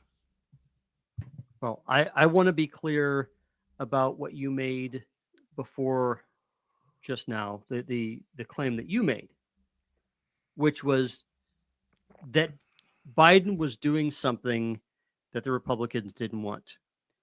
It was bipartisan legislation that allowed us to send money to Ukraine during the Biden administration. There wasn't a big difference of opinion there. I gotta disagree with you a little bit there. You want the name of the bills? I can pull those up for you too. Because not all of the money was run through Congress. There was a significant portion of it that was bypassed congressional vote. Ooh. So there's a lot there that needs to be sussed out as well. Well, I can't speak to that. I don't know a lot about what might have bypassed. All we know right now is that it appears that some money has bypassed. So that's, but I want to be clear about what facts we do put out there. And I wanted to make it clear that, yeah, I'm sure that there was some sort of fraud, waste, and abuse there, but the money itself being sent to Ukraine wasn't the problem. I think the easiest way to say this is I do think that the United States has been way too generous to Ukraine. I don't want to sound like I'm some cold-hearted, unemotional robot. Okay, I do feel for those people. I do feel for the hundreds of thousands of young people who were killed in a conflict like this, and they need help. Okay, and I get that. The level to which that we sent that help, I think, is what bothers me the most. And I do think that going forward, we need to be very careful how we approach this. And I think we need to get to that point of peace. And I do believe that Trump mentioned that. I watched the Oval Office interaction, and the passion in the voice, inflection, body mannerisms, and everything of Trump when he said he wants peace has me believing 1,000% that's what he really wants. He wants peace. He doesn't want any conflict. Sure. And if it means that that's rugging them of all their money in order to get peace, so be it. So no president in his right mind. That would be what's called a Pyrrhic victory. Have you heard of a Pyrrhic victory before? Nope, you're talking way over my head. Okay. That's spelled PHRRYIC, something like that.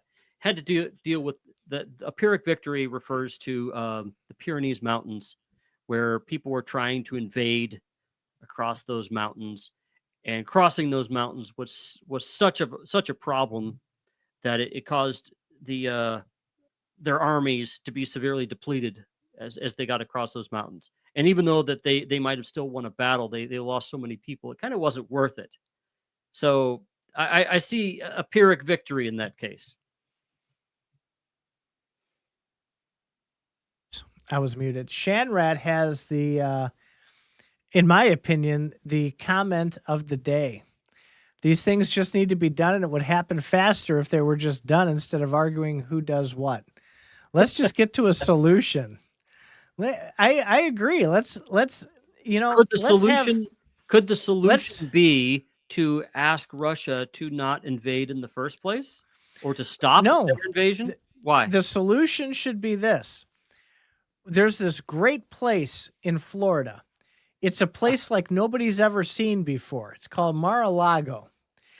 And you bring in Zelensky, and you bring in Putin, and you bring in Trump, and you all sit down at a table, and you get a bottle of vodka, and then you throw them both out. You throw one or both out because they apparently disrespect the mediator. Yeah, that's a good way to do it. You get the Protchkis from Ukraine. How about you just get and a better the vodka mediator from Russia? Let's leave Russia. And you sit down. Trump out of this. And you say, listen, we're not getting up from this table till we come up with a solution to stop this war. Trump would throw them out because they didn't respect him. Okay, listen. So I got a better idea. How about the EU just do that instead of Trump and get both sides to sit down? That's what I think. Let me tell you something. That's not going to happen either, though. The United States is against that. In fact, they look dumb by not being the mediator, but they look even dumber by being a very thin-skinned mediator. If you're going to be a mediator, you're going to have to take your fucking lumps and just be a big boy. Pull up your big boy pants and get the job done. Stop whining about it. Let me tell you something. I couldn't stand Obama. I hated Obama as a president more than I think any other president ever. Like no one's ever seen, in fact. Like no one's ever seen. However, he earned a ton of respect in my book because I watched it. Listen, I took days off of work because what he did was something that nobody's ever done before. When he came out with his Obamacare plan, it was broadcast on the networks and on CNN and on, what is that? The C-SPAN. And I watched it for 3 days. He sat in the congressional chamber with all the people and Paul, what's his name? Paul Ryan was there and everything else. And he said, we're not leaving this room until we come up with a health care plan for Americans that we can all agree on, but it just needs to get done. And I watched the debates that they had back and forth. And to me, that effort to where here's this president who I don't like, I don't agree with in any respect, but yet he's sitting there saying no one's getting up from this table until we come up with something that solves the problem of the health insurance. To me, that was incredible. That was leadership. That's the leadership that I want to see. It turned out that it just basically killed the private health insurance companies and what happened after a lot of things going on. What happened afterward is people then just complained that they were bullied into a certain solution, and they complained that they really didn't mean what they had said because they weren't allowed to leave the table. They just took it back later. So that wasn't an effective strategy. My point is that is the type of thing that earned my respect because it was genuine, it was heartfelt, it was trying to solve a problem, and it was doing it in the public eye. It was all being sent live right to everybody to watch. And to me, that was very poignant, very, very respectable and very presidential, if you want to call it that. That's what I want to see. And Trump has a very different way. He's doing the same thing, but in kind of just a very blunt and straightforward way. But that's the you're kind not in charge. I'm in charge. Leadership that I like to see. He said, "You're not in charge. I'm in charge." That's what he said. Mm-hmm. Who, Trump? Trump said that to Zelensky.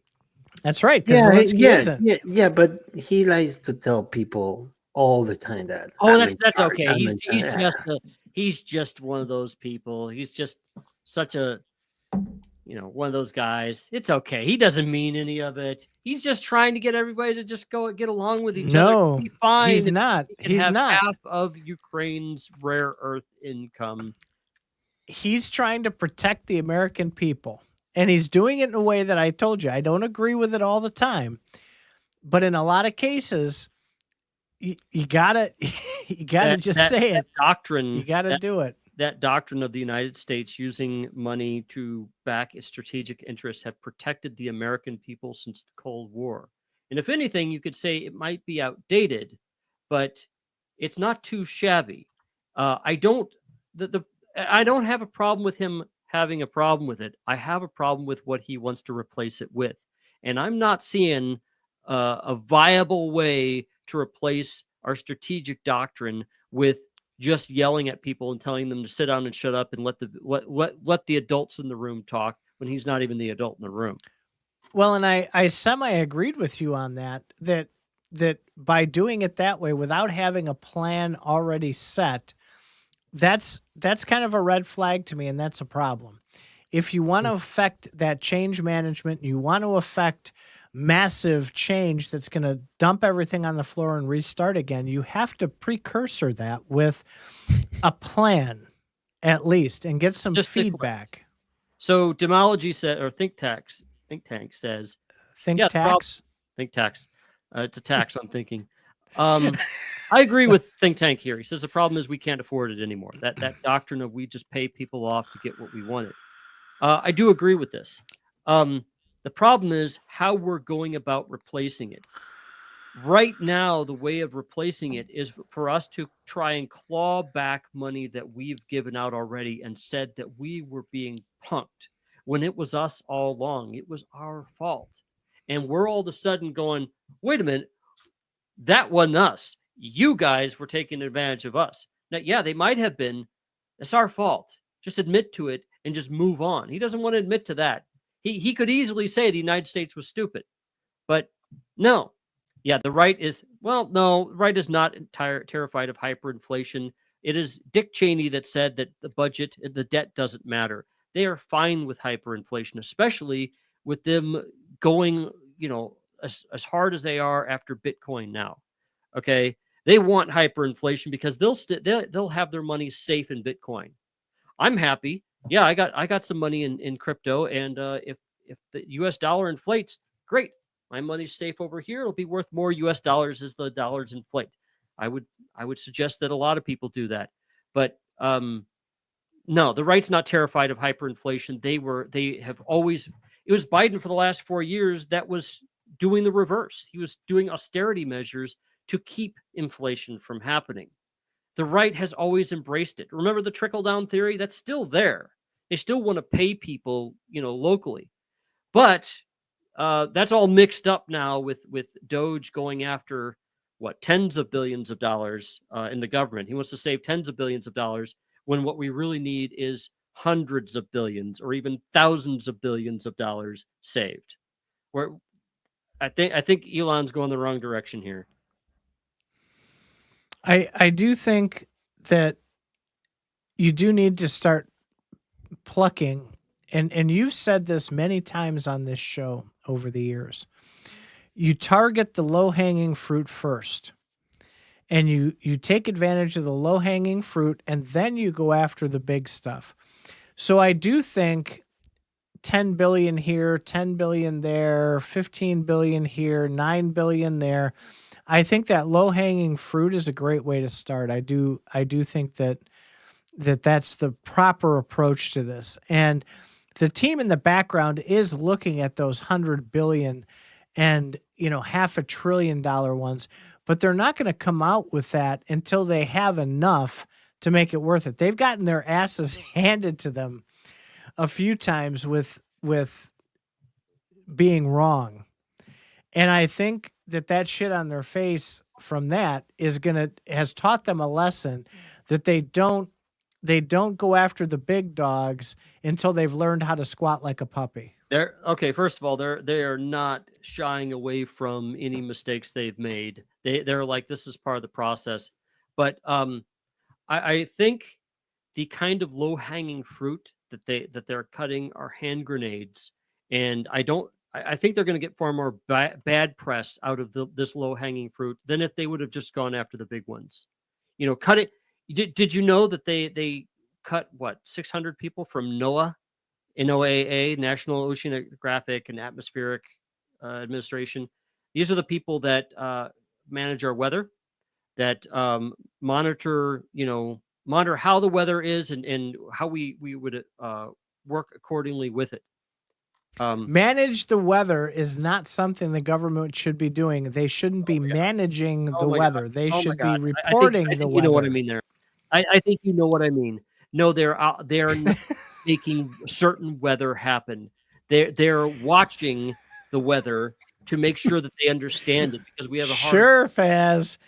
Faz is looking for crypto tokens that invest in cloud seeding as we speak. Are you serious? Seriously. Well, I guess if you believe that the Earth is flat, then you're not going to have a problem with Noah going. Oh shit! Speaking of that, and no moon landings. Did you hear the first private company ever has landed on the moon? in the last I day. didn't hear that. No, I didn't. Where is posted that? that on our Discord, actually. Did They're- you? Where They're at? known as Firefly Aeronautics. Let's see. It should be in news in News. FazRadio. Okay. No, I didn't see that. Private lunar lander named Blue Ghost aces moon touchdown, delivering a drill and other experiments for NASA. So we've never had a private company in the history of the world land anything on the moon. It's always been governments that have landed astronauts or satellites or whatever. And for the first time, we have a company which I would strongly recommend investing in. That'd be Firefly Aeronautics, landing on the moon and making it a private venture. I'm all for private companies going to the moon and exploiting its resources. So you're for exploitation. All right. Of the moon? Hell yeah. What's wrong with that? Are you a the person crap who out of it. believes that the moon was originally part of the Earth? So I believe, first of all, that we've landed on the moon. Whether it was part of the Earth or not, does it really matter? Well, there's a couple theories there.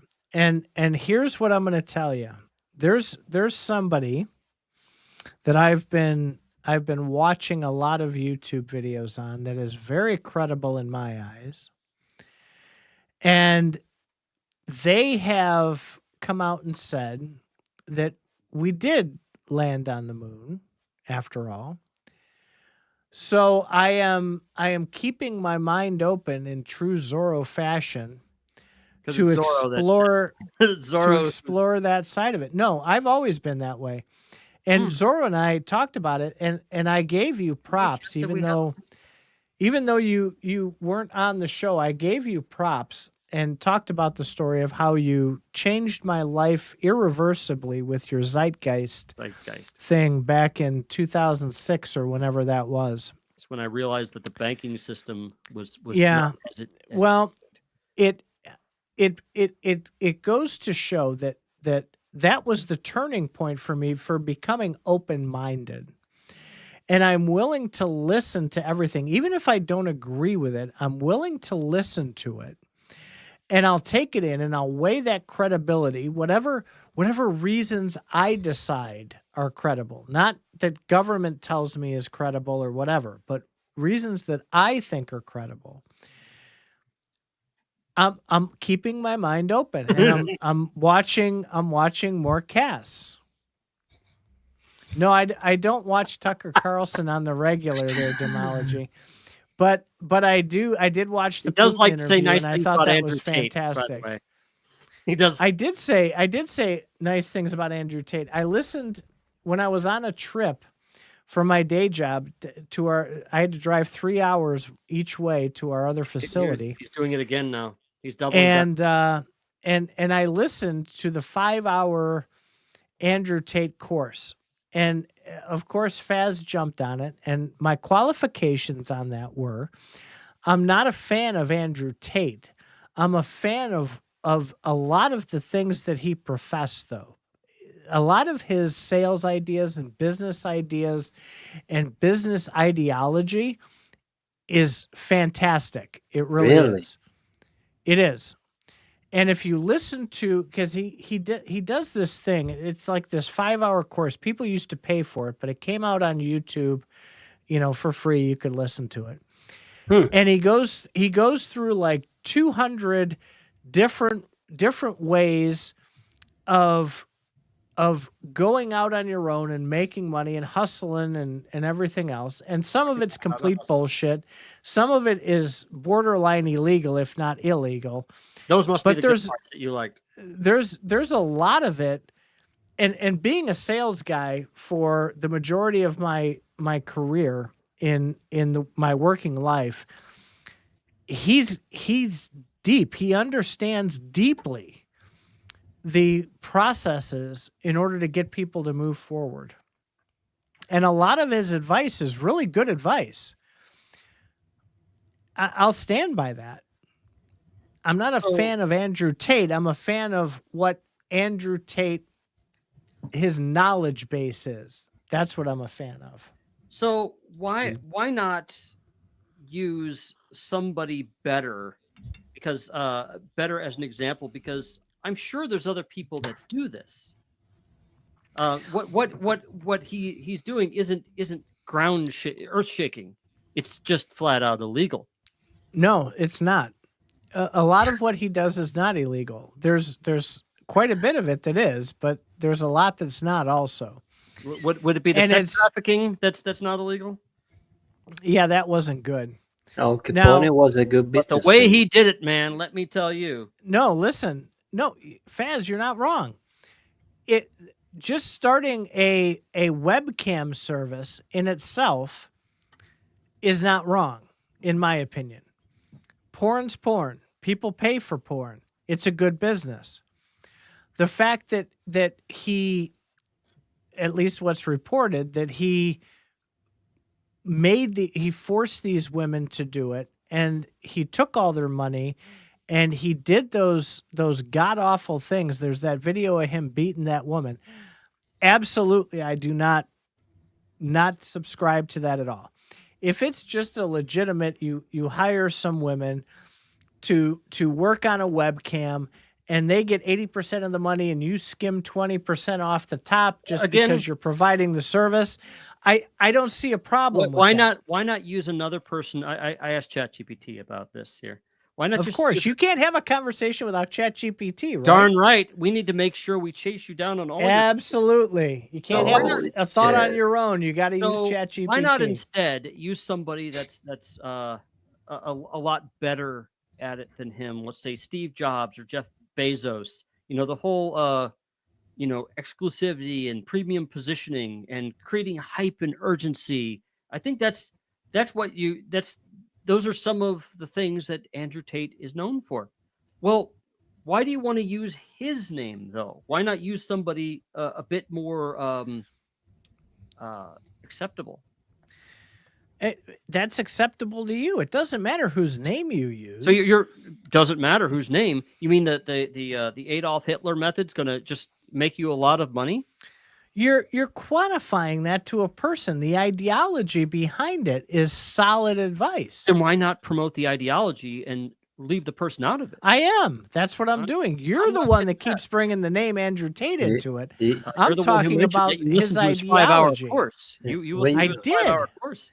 I did because it was shown that he actually made a lot of money. And so I said, "Oh, that's interesting. If he's using these things, I want to know what he's doing." You're not thinking to start to webcam business, right? I don't know. No. Okay. No. All right. Well, we need to wind this down. We've been arguing now for an hour and 52 minutes. We never argue because the FazPolitics method is that we can teach people how to talk about politics in a way that doesn't argue. I love this. You taught me a lot, and hey, we're both human. It's going to happen, and we need to find ways to. And we're showing how we're learning to be nicer about this. In 3 years, I've probably agreed with you 5 times on this show, and I think I agreed with you 5 times on this show alone. So take that for what it's worth, Faz. Hey, that means that we Faz. Actually, I see us arguing about things we agreed upon. I think we should be invited to the White House to tell them how to handle. Oh yeah. Yes. That'll work. Yeah. Get that press pass, and we'll get our foot in the door. Yeah. And then from there, we'll just barge down the hallway and be like, "Hey, let's tell them how it is." I will let President Titan go to the White House and make the calls there. How's that? No, we should go all 3 together and tell these people, "Hey, you just don't bark. You just have to do this and say this." I'd get thrown out. I'd get thrown out. I wouldn't respect them enough to where they felt respected. Gala girls gone that I was wild. nobody. They would say that I have like 18 listeners, and they would say I'm a nobody. Yeah. They'd say, "Do you even make money doing this?" And I'd say, "No, it's a hobby." And they'd be like, "Then you're nobody. You're nothing." Who the hell are you guys? What are they gonna say? Who are you guys exactly? And I'll say, "I'm a nobody," and they'll be like, "Okay, next." No, we're Zorro's bitches. That's who we are. Mm-hmm. You want to rename our show? Zorro's the only one that keeps the common sense rolling on this channel. The two of us are so far off of common sense. He keeps us grounded. Shit, somebody has to do it. Well, it sounds like we've had a fun time since we've been going on for an hour and 54 minutes. So I'm going to 2 bring this one hours. to a- God. Yeah, I gotta go. I'm going to bring this one to a screeching halt. Thank you guys very much for listening to us drone on about things that we find important that you may or may not. And I appreciate Titan for not killing me 3/4 of the way through the cast. His views are important, if not diluted. And I know he feels the same about me. His views are important to some of you, and my views are important to others. And when Zorro gets in a word, his views are important as well. Yeah. See, I put myself in the same bucket. I'm not any better than you are, Mr. Titan. But that reminds me. Speaking of being better than you are, no. Oh my God. There we Titan go. does tend to skew a bit conservative. I tend to skew a bit liberal, and I'm looking to bring more liberal topics on this show. And I'd actually like to find some liberal people to interview. And I think I would like to encourage Titan to bring some of his own views to interview some people along those lines too. There's got to be some conspiracy theorist people that you could bring on the show, I'm sure. Yeah. Well, the politics show is probably not the greatest place to do that. That would be for regular FazRadio, Wait a minute. where I most got a of the banner people for- I could invite Ding. would come on. There we go. FazRadio. But the politics show, I do think I was very hesitant because I'm not into politics anymore. I consume information, and I keep a lot of that information in my head. And I have a lot of views that are both conservative and some that are very liberal. But I don't put myself in a box. I consider myself, if I have to define it, as a libertarian. And I try and stay with what I just believe in. And other people will throw me into a box for this, that, or the other. But I truly am not pushed towards any one side over the other. I don't think there should only be two to choose from. I think it should just be open for whoever makes the most sense for you. Well, I call myself a libertarian liberal. No, you are 1,000% as far left liberal as humanity could define. I like how you say things like, a lot of people call me this, but I'm not really that. But when I tell you the same, when I tell you what I am, what I feel that I am, you then start calling me something. So I want to make this clear that you should be consistent. So I think that you and I have libertarianism. I think that you and I have libertarianism in common, and I skew liberal, and you skew your direction, which isn't exactly conservative. There's room there for all sorts of interesting shows, and I could bring some liberal people on, and you could bring some of those other types of people on, and we could hit a lot of different people. Agreed. And Zorro is just Zorro, man. He's not. I am humanitarian. Humanitarian. I love it. I love that. Well, then that's what I am. I love the idea. I am with the human beings. Right. So remember, humanitarian. He believes that men are more powerful than women. So I'm gonna create a term which might have been created before, but I haven't heard it, and I like to call myself a respectitarian.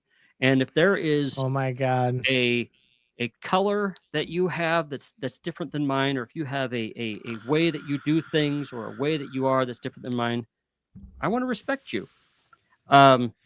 So I would like to see some shows where we're respecting people rather than debating on who they really are. I'd like to hear how certain people are. I'd like to bring all sorts of people on the show and say, tell me about yourself. Tell me about what you've experienced in life. Tell me how this has formed your views and how this has formed, these could be conservatives, liberals, you name it. Conspiracy theorists. That's setting ourselves up for disaster, because I think that a lot of that will unfortunately add to the trauma of the people who show up, then it will help them deal with their trauma. Oh, I don't think they need to be debated. I think hearing about somebody's background and their life experiences is something that we need to do more often. I think it's good to hear somebody else's opinions and thoughts as far as There's no need to I'm debate. not talking about opinions, but you're setting this up to be a forum in which you're trying to put someone's narrative out there for scrutiny. And I don't think that ends well for anybody. So not as long stories need to be- somebody else's opinion doesn't go through you. stories need to be told. Okay. Something I liked doing a lot when I was younger was listening to my grandparents' stories about their lives. My grandfather grew up, was born in 1919, and he was in World War II, and he was actually racist against Japanese. Well, I can understand why. He was in World War II and they were the enemy. And he would have been a great person to get on the show and say, tell me what brought you to that conclusion. Tell me how you lived through it. Tell me how that forms your opinion today. And listening to people's stories is different than opening them up for critique. Everything's opened up for critique. If it's on a podcast at all, we're open up for critique all the time. So we'd certainly tell them, our audience might not understand that, but I think the goal is to get an audience that's more interested in that, in how people's experiences and who they are. Tell me about your childhood. Tell me about what you experienced.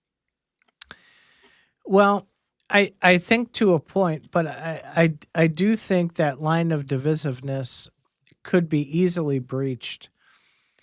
And that is something that I don't oppose, but I do think it will cause contention among the people who watch it. Oh yeah. So car accidents and things that people disagree with get the most eyeballs. So I'm sure it will. I'd like people to see all sorts of subjects on FazRadio, but I'd like to show some things that I find important too. And if they don't resonate with it, that's fine. I'm sure that there will be people that do, and I think if we all focus on respect, that should be the overriding direction. I agree. By the way, how does your microphone work, Titan? Because I don't see I see the plug is not in. I see it's magic. Okay. It's flat. Titan has the magic. All right. It's a flat mic. We're over 2 hours. I am going to end this. I'm going to have the last word today because I usually give it to somebody else. So thank you very much, and I appreciate you putting up with my contrarian views, Mr. Titan and Mr. Zorro.